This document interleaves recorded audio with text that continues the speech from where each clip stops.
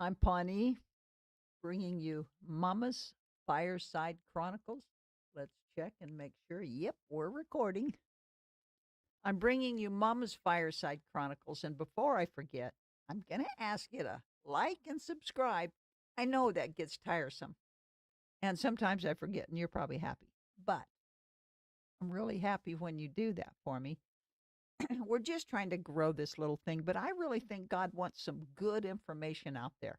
So if you could help me and be my friend, give me a like, give me a subscribe, and share. Okay? All right. So today, something really interesting has come up. I've been kind of studying on a certain subject. Today, this episode is called The Great Gift. The Great Gift. We have a gift that most of us don't even pay attention to. In fact, we don't even think of it as a gift. But this gift is so profound. In Corinthians, Paul talks about casting down imaginations that exalt itself against God. Beloved, it's easy to miss this point. Paul's trying to tell us something there. Number one, we have an imagination, and it's something God gave us, and we all have it. Not like me and not you, or we all have it. Okay. But the important part here is he says, cast down imagination that exalts itself. Well, our imagination is a profound gift from God. So just imagine here. Imagine that you were given the gift, which we were, from God, so that you could communicate with God, so that we could wrap our minds around God, that we could actually consider, only through imagination can you do this, that we could actually consider that we're his children. Well, he gave us imagination so that we would have the ability to do that very thing. Now, a lot of stuff God does is twofold. It's kind of like the internet. I'm sure God's finger's right on it. But the truth is, Satan's in there too. He uses it when he can, right? And the truth is, Satan keeps a hammer on our imaginations. That's a big problem in this country right now. Imaginations are exalting themselves above God. Don't you see? Against God, anti God. He gave us his beautiful gift, and yet many are using it to try to be God. Okay? So I'm just passing over some of my notes here. What I want to show you, well, this is very important here. So the imagination is a powerful source of reception. It enables you to hear and communicate with God in a very profound way. People who have no imagination are not going to communicate through tongues with God. You just can't get it in your mind. That can't be. Okay? Wrong. When you have your imagination, it enables you to hear and communicate with God in a profound way. Psalms 103 says, he knows our frame. He knows our frame. Well, guess what? In Hebrew, frame means imagination. He knows our imaginations. That's crazy because sometimes my imagination isn't too good. Sometimes it's really cool, but sometimes it's not good at all. I'm getting better. Just before I die, I'll be great. Okay. But here's the point: the Hebrew word for frame is imagination, the place where images and likenesses are created. That's your imagination. It is the doorway to our full potential. So we would never reach our full potential or a full open relationship with Christ without it. We have to have imagination, right? In Proverbs, which I'm learning to love, Proverbs says in 23:7, for as he thinks in his heart, that's where the imagination is dwelling. It's in our heart. For as he thinks in his heart, so is he. So what we think, we actually are. That's awesome. Sometimes I think I'm really good.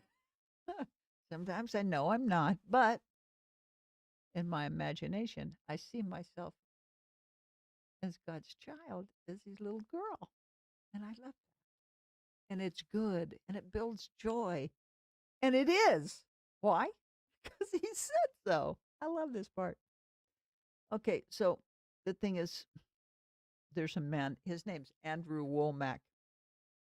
He wrote a book called The Power of Imagination. If you get a chance, pick it up. I got it, and I'm just like, oh, you can get it on audible. Anyway, it's a great book. It throws new ideas at you, though. Be prepared for that. It's not like a very strict religious book in any shape or form, but it is really a good book to get your imagination going. One thing he said in this, here's what he said. He said, if you have not activated your imagination,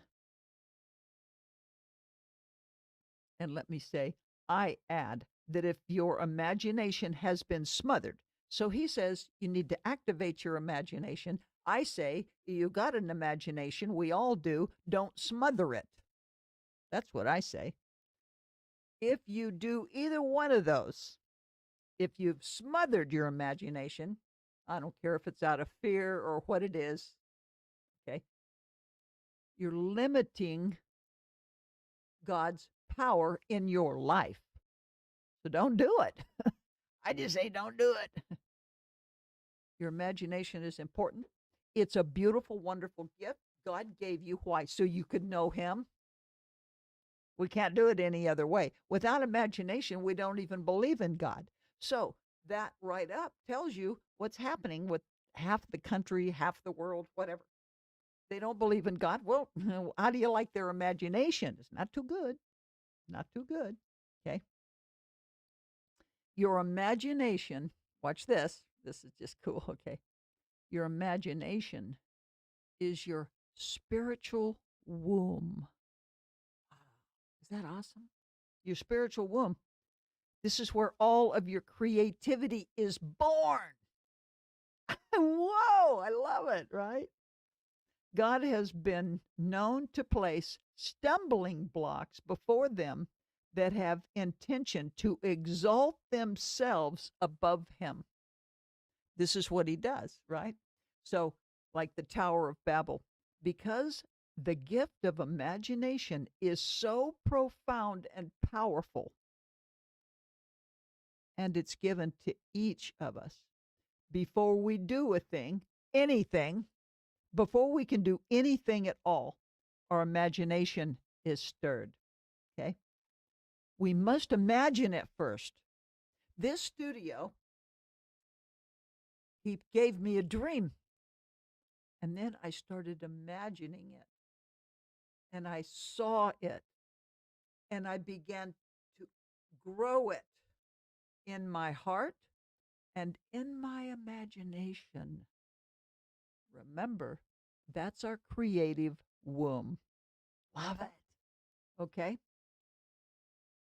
To imagine is to form a vision or a mental image, to be able to see that which cannot be seen. And it's not a fantasy, It's an imagination. Without an imagination, you never get anything. It's the beginning of everything.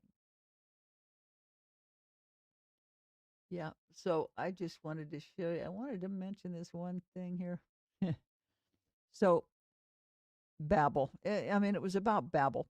So, the Tower of Babel was major.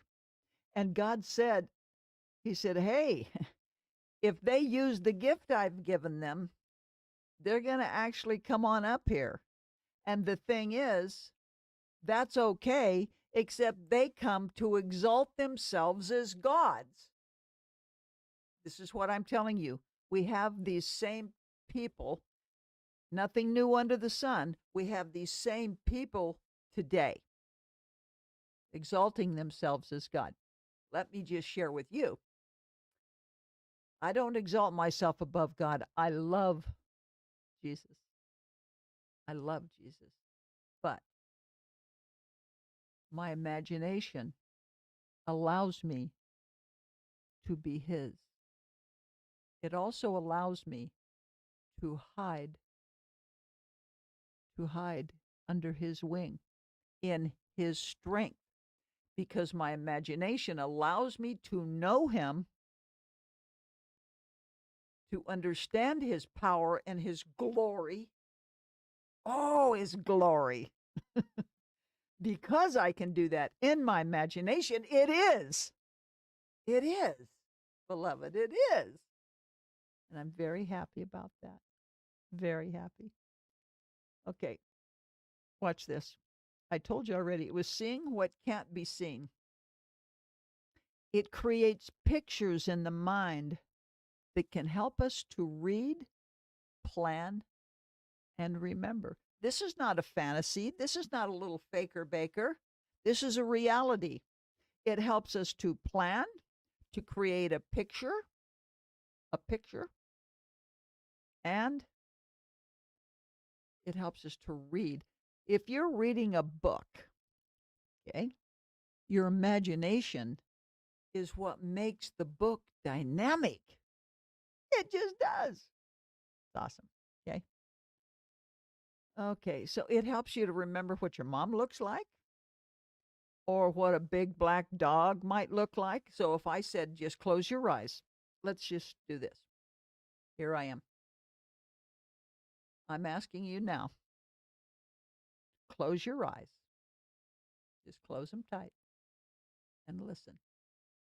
I want you to see in your imagination what a big black dog might look like. Okay? Now we're going to use your imagination, and your imagination is going to reach back and gather up recall. Okay? Remembering works hand in hand with our imagination. Imagination is real, it's not fantasy. So we have to be able to visualize something. So when you have a dream, I don't care what you do, you must visualize that dream. If you want to be, beloved, if you want to be a child of God and have a hidden place in His pavilion, He says we have that. Use your imagination and your recall. You've seen it. Now remember it and use your imagination to place yourself in it. And it shall be. It shall be. Yes, it will. So, watch this. What if you close your eyes again and listen to all the sounds that you hear, okay? What does your mind see when you hear the sounds? Just listen to everything. Go outside and listen to the sounds. What are the pictures that your mind is creating?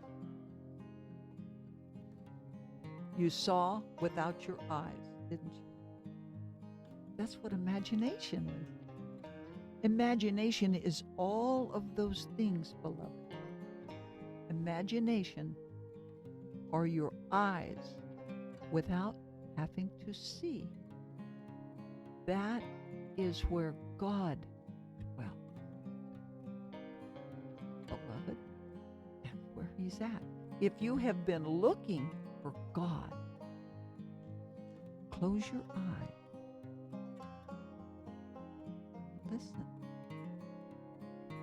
and see what your mind shows you. Beloved, I just appreciate you coming in today. I'm going to continue this wonderful study on the imagination. I have some amazing, awesome things to share with you. I really appreciate you coming. Just remember, like, share, and subscribe, okay? It really helps me a lot, and I sure appreciate it. And until the next time, I'm Mama, and these are my Chronicles. Good night.